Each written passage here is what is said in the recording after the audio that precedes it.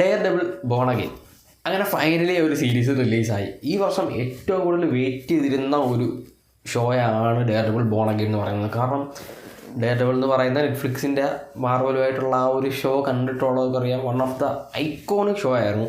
അതിൻ്റെ ഒരു റീബൂട്ട് വരുന്ന സമയത്ത് അത്രയും വെയിറ്റ് ചെയ്ത് ആ ഒരു ക്യാരക്ടറിനെ കാണാനായിട്ട്, ആ ഒരു ക്യാരക്ടർ അപ്പിയറൻസ് കാണാനായിട്ട് വെയിറ്റ് ചെയ്തിരുന്ന ഒരു മൊമെൻ്റ് ആയിരുന്നു ഈ 2 എപ്പിസോഡ് കണ്ടപ്പോൾ തോന്നിയത്. ഈ 2 എപ്പിസോഡ് കണ്ടപ്പം തോന്നിയത് എന്താണെന്ന് വെച്ച് കഴിഞ്ഞാൽ, ആദ്യത്തെ ഒരു 10 മിനിറ്റ് ഒരു രക്ഷയില്ല. നമ്മൾ ആ ഒരു എക്സൈറ്റിങ് സാധനം ഉണ്ടല്ലോ, ഇങ്ങനെ edge of the seat adrenaline റഷൊക്കെ ഉണ്ടാകുന്ന സാധനം, അത് തന്നെയായിരുന്നു ആദ്യത്തെ ഒരു 10-15 മിനിറ്റ് ഉണ്ടായത്. അത്രയും കിട്ടുന്ന സാധനം ആ ഒരു ഡയറോളിനെ കാണിക്കുന്നു, ഒരു ഐക്കോണിക് ഫൈറ്റ് സീൻ കാണിക്കുന്നു. അത് ഭയങ്കര രസമായിരുന്നു കണ്ടുകൊണ്ടിരിക്കാൻ. പിന്നെ അത് കഴിഞ്ഞിട്ട് പിന്നെ ഈ 2 എപ്പിസോഡിലും വേറെ ലിറ്ററലി ഒന്നുമില്ല, പിന്നെ സ്റ്റോറി മാത്രമാണ്. ഈ ഡെയർഡെവിൾ എന്ന് പറയുന്ന ഷോ നമ്മൾ കാണാനായിട്ട് നമുക്ക് കുറച്ച് ആക്ഷൻ സീക്വൻസുകൾ കാണണം. ഓക്കെ, ഡ്രാമയാണ്, ഇവർ എന്തൊക്കെയോ വലിയ സാധനങ്ങൾ പ്ലാൻ ചെയ്യുന്നുണ്ടൊക്കെ അറിയാം. പക്ഷേ ഈ 2 എപ്പിസോഡിൽ ഈ ആകെ 5 മിനിറ്റാണ് ഈ ഒരു ആക്ഷൻ സീക്വൻസ് കാണുന്നത് എന്നുള്ളതാണ് എനിക്ക് കണ്ടപ്പോൾ ഒരു പോരായ്മ എന്നൊക്കെ തോന്നിയത്. അല്ലാതെ എപ്പിസോഡ് 2 ഒരു രക്ഷയില്ല. ഈ കഥയാണ് പറഞ്ഞു പോകുന്നതെന്നുണ്ടെങ്കിലും എവിടെയും ലാഗും നമുക്ക് ഫീൽ ചെയ്യില്ല. നമുക്കിങ്ങനെ ആ ഒരു ഫ്ലോയിൽ നമ്മൾ കണ്ടുപോകും. അതിപ്പോൾ ഇത്ര എക്സൈറ്റിംഗ് ആയിട്ടിരുന്ന് കാണുന്നുണ്ടെന്ന് അറിയത്തില്ല. ആ 2 എപ്പിസോഡുകളും പോകുന്നു. സെക്കൻഡ് എപ്പിസോഡിൻ്റെ ക്ലിഫ് ഹാങ്ങർ അത്രയും ഒരു ഇനി വരാനായിട്ട് പോകുന്ന സാധനങ്ങളിലേക്ക് ഒരു ഇൻട്രോഡക്ഷൻ എന്നുള്ള രീതിയിലാണ് സെക്കൻഡ് എപ്പിസോഡിൻ്റെ ആ ഒരു ക്ലിഫ് ഹാങ്ങർ കൊണ്ടുവരുന്നത്. അടുത്ത എപ്പിസോഡ് മുതൽ മെയിൻ വയലൻസ്, ബ്രൂട്ടാലിറ്റി സാധനങ്ങളൊക്കെ ആയിരിക്കും കാണിക്കുന്നതിൻ്റെ ഒരു ഹിൻ്റൊക്കെ തന്നിട്ടുണ്ട്. അപ്പം 7 വർഷങ്ങൾക്ക് മുമ്പാണ് നെറ്റ്ഫ്ലിക്സിൻ്റെ ഈ ഒരു ഷോ ക്യാൻസൽ ചെയ്യുന്നത്. മാർവലോട്ടുള്ള ഈ ഒരു ഷോ ഇവർ ക്യാൻസൽ ചെയ്യുന്നത്. അപ്പം അത് കഴിഞ്ഞിട്ട് ഇത്രയും നാൾ കഴിഞ്ഞിട്ട് ഈ ഒരു ഷോ വരില്ല എന്ന് വിചാരിച്ചിരുന്ന സമയത്താണ് ഇതിനൊരു റീബൂട്ട് വരുന്നത്.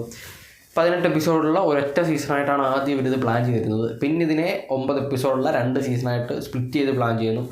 ആദ്യത്തെ സീസണിൻ്റെ 6 എപ്പിസോഡുകളുടെ റിലീസ് ഡേറ്റുകളാണ് കൊടുത്തിട്ടുള്ളത്. അത് കഴിഞ്ഞിട്ടുള്ള ബാക്കി എപ്പിസോഡുകൾ എന്ന് റിലീസ് ചെയ്യുന്നതിനെ പറ്റിയിട്ടൊന്നും പറഞ്ഞിട്ടൊന്നുമില്ല. മൊത്തത്തിൽ 18 എപ്പിസോഡായിരിക്കും ഇപ്പം ഡെയർഡെവിൾ പ്ലാൻ ചെയ്തിട്ടുള്ളത്.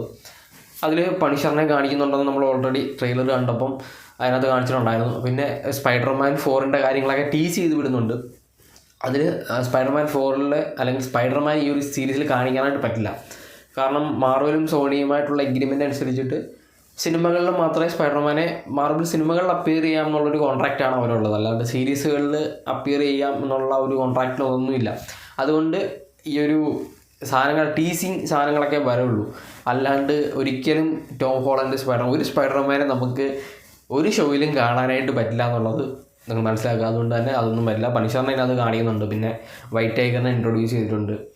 സ്റ്റോറി പോകുന്നത് നമ്മൾ ഓൾറെഡി കണ്ടതാണ്. ആ ഒരു ട്രെയിലറിനകത്ത് വിൽസൺ ഫിസ്ക് ന്യൂയോർക്കിൻ്റെ മേയറാകുന്നു. അത് കഴിഞ്ഞുണ്ടാകുന്ന ഇവൻറ്റുകൾ, അപ്പോൾ ഒരു വലിയ ഒരു ഇവൻറ്റ് ഈ സീരീസ് തുടങ്ങുമ്പോൾ തന്നെ കാണിക്കുന്നുണ്ട്. അതിനുശേഷമാണ് ഈ പറയുന്ന പോലെ ഈ മാറ്റ് ഡെയർഡെവിൾ എന്നുള്ള സാധനം അതിനകത്ത് പറയുന്നുണ്ട്. എൻ്റെ ആ ഒരു വിജിലാൻറ്റി സംഭവങ്ങളൊക്കെ കഴിഞ്ഞ് ഞാനത് ചെയ്യുന്നില്ല എന്നുള്ളത്. അതിനുള്ള റീസണൊക്കെ ഇതിനകത്ത് കാണിച്ചു പോകുന്നുണ്ട്. ഇനി എന്തുകൊണ്ട് മാറ്റി തിരിച്ചു വരുന്നു എന്നുള്ളതാണ് നമുക്കറിയേണ്ടത്. അതാണ് നമ്മൾ ഈ ഒരു സീരീസിൽ കാണാനായിട്ട് പോകുന്നത്.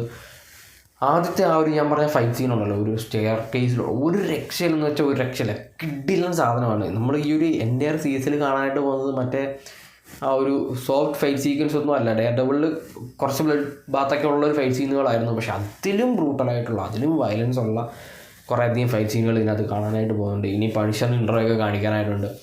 എന്തായാലും അടുത്ത 6 എപ്പിസോഡുകൾ ഇനി എനിക്ക് തോന്നുന്നു ആദ്യത്തെ 2 എപ്പിസോഡ് ഇന്നലെ റിലീസ് ചെയ്തു. ഇനി പിന്നെ ഉള്ള ഓരോ വീക്കിലും ഓരോ എപ്പിസോഡ് റിലീസ് ചെയ്തിട്ട് അവസാനത്തെ 5-6 എപ്പിസോഡ് മാർച്ച് 25-നായിരിക്കും റിലീസ് ചെയ്യുന്നത്. ബാക്കിയുള്ള 3 എപ്പിസോഡിനെ പറ്റിയിട്ട് അവരൊന്നും ഇതുവരെ പറഞ്ഞിട്ടില്ല. റിലീസ് ഡേറ്റ് കൊടുത്തിട്ടില്ല. ഞാൻ നോക്കിയിട്ടാണ് വന്നത്. എന്തായാലും ആദ്യത്തെ 6 എപ്പിസോഡ് ഇപ്പോൾ കൺഫേം ആയിട്ട് റിലീസ് ആകുന്നതായിരിക്കും. പിന്നെയുള്ളതിനെ പറ്റിയിട്ട് നമുക്ക് പിന്നെ സംസാരിക്കാം. എന്തായാലും അങ്ങനെ ഒരു ഐക്കോണിക് ക്യാരക്ടർ തിരിച്ചു വന്നിരിക്കുകയാണ്. ഇതിനിടയ്ക്ക് ഷീഹൾക്കിനകത്ത് വന്നിട്ടുണ്ടായിരുന്നു.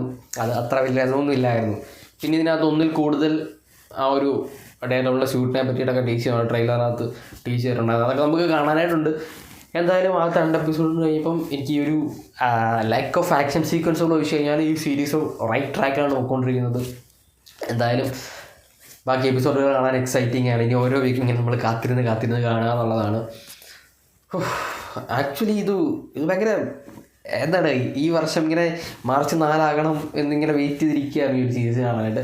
എന്തായാലും നിങ്ങൾ കണ്ടു നോക്കിയിട്ട് നിങ്ങളുടെ ഒപ്പീനിയൻസ് നിങ്ങൾ കണ്ടു കഴിഞ്ഞപ്പം നിങ്ങൾക്ക് എന്താണ് ഫീൽ ചെയ്തതെന്നുള്ളത് നിങ്ങൾ കമൻറ്റ് ചെയ്യുക. പിന്നെ വീഡിയോ ഇഷ്ടപ്പെട്ടാൽ ലൈക്ക് ചെയ്യുക, ഷെയർ ചെയ്യുക, സബ്സ്ക്രൈബ് ചെയ്യുക. ഷോ കാണേണ്ടത് നിങ്ങൾ ജിയോ ഹോട്ട്സ്റ്റാറിൽ പോയി കഴിഞ്ഞാൽ നിങ്ങൾക്ക് അവിടെ കാണാൻ പറ്റും. ഇല്ലാത്തവർ ടെലഗ്രാമിൽ പോയി കാണുക. അപ്പോൾ ബൈ ഗൈസ്.